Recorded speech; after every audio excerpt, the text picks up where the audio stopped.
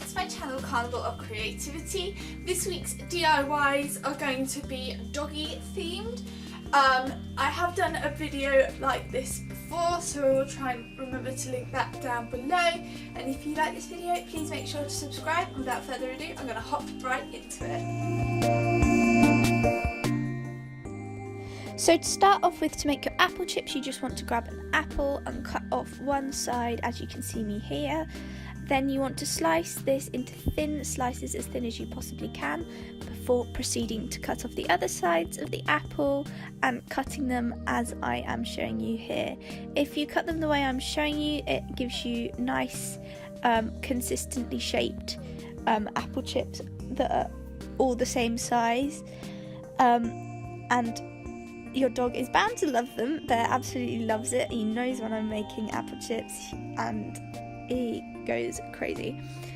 Once you've cut all of your apple chips, you then want to place them on a baking tray, spread them out nice and evenly, and separate them and pop them into your oven on between 50 and 100 degrees centigrade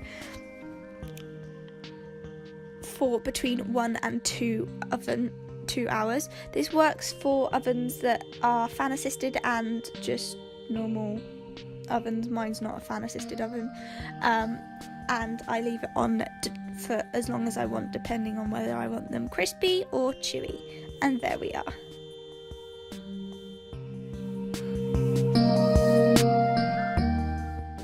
To make this doggy bag holder, all you want to do is grab some fabric of your choice. You want one square and then 2 pieces that are half the size of the square.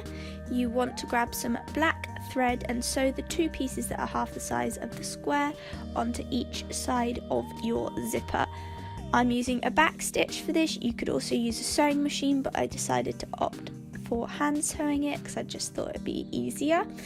So you want to sew all the way up, making sure you've given yourself a hem so it's a nice neat edge on both sides of the zipper before then placing your one big square over it. You want to work good side to good side so that eventually you can flip it around the right way and it has nice seams with no exposed edges. And then you want to grab your needle and thread once again and backstitch all the way around 3 of your sides. Make sure that you note where your zipper is in relation to what sides you're doing. So I sewed around one of my short edges first, then around the long edge that was on the side of the end of the zipper to make sure that that was nice and secure, before then slightly undoing the zipper to make sure that it was positioned in the middle of the square, so that when I finished sewing I could flip it the right way around and actually use the zipper, because you do not want to sew this out. So once you've done this, just move your zipper down a bit, as I said, and carry on sewing. When I got to my final corner of my sewing, I also grabbed a little bit of rope and I made a loop with this. You want to push this inside your bag as well, so that it's on the right side and it works as a functional bag, before then sewing up the last side, leaving a little gap at the end so that you can flip the bag the right way round.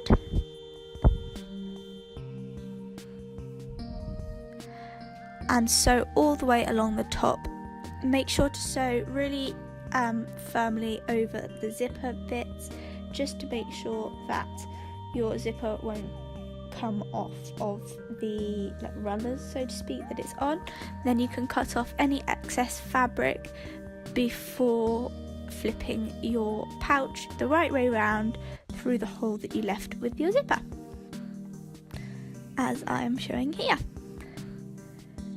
Then the last step is to attach this to your dog's lead. So all you want to do is grab your lead and push the loop through and pull it round and back through the loop, and then fill your bag with some doggy bags. This would also work as well as a treat holder, but I filled mine with doggy bags. and then you can just really easily grab one out when you're on a walk if you need them. And there we are.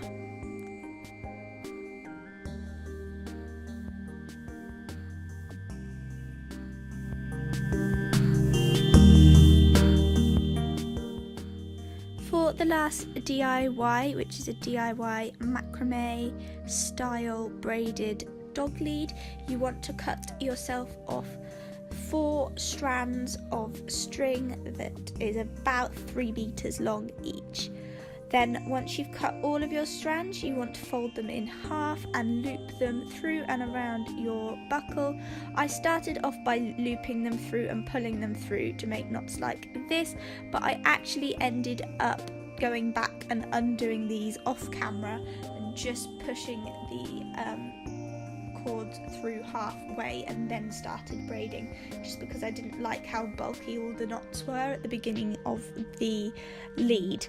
Then all you want to do is create a fishtail braid, which if you don't know how to do, you want to separate your cords into equal amount on each side, and then take the outermost string from one side and pull it towards the middle string on the other side, and repeat this over and over again, alternating the sides that you're doing it on, and that will create your nice fishtail braid.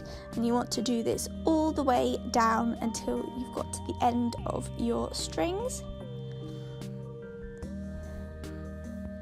and peg this off at the end so that it doesn't come undone, whilst you grab a needle and thread to sew it all together so it's nice and secure, as you can see me doing here.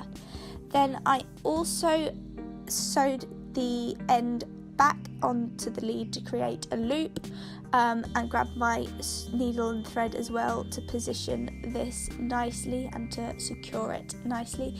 You want to make sure that you push the needle through the middle of the strands of rope as well as going around them, so it's a nice secure hold, before grabbing a piece of pleather and some white embroidery thread. And this is purely for the aesthetic of the lead only. This isn't going to be functional, but you just want to create some cross stitches down the side of your piece of leather or whatever fabric you're using.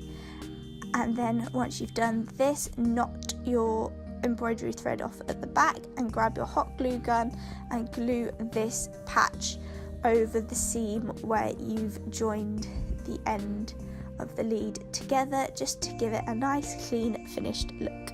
And there we are. Thanks for watching this video, guys. I really hope that you enjoyed it. I absolutely love how the lead turned out. I think it's a really cool DIY-able lead. Please make sure to subscribe if you haven't already, and I will see you all next time. Bye guys!